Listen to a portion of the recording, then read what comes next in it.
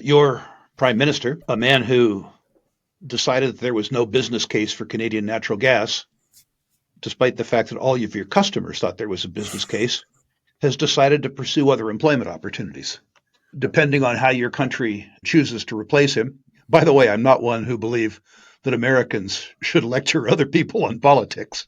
That's a very different topic.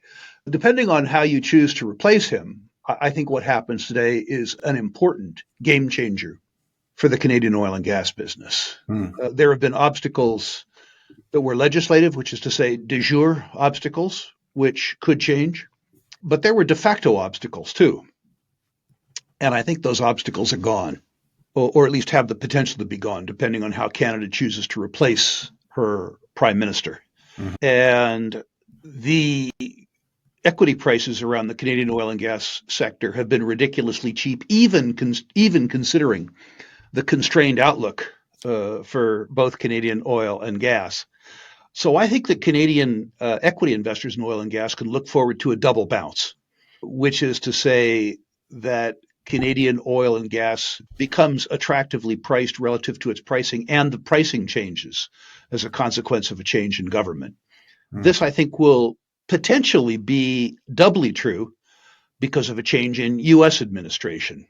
Mhm. If both the Canadian federal government and the U.S. government decide to remove the constraints, the bottlenecks around the transmission of Canadian natural gas to European markets, both through the eastern seaboard of Canada, but also through the eastern seaboard of the United States.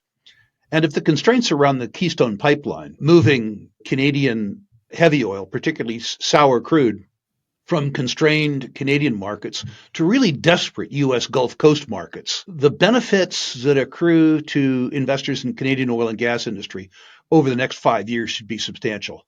Hmm. Don't look necessarily for gains in 3 months or 4 months.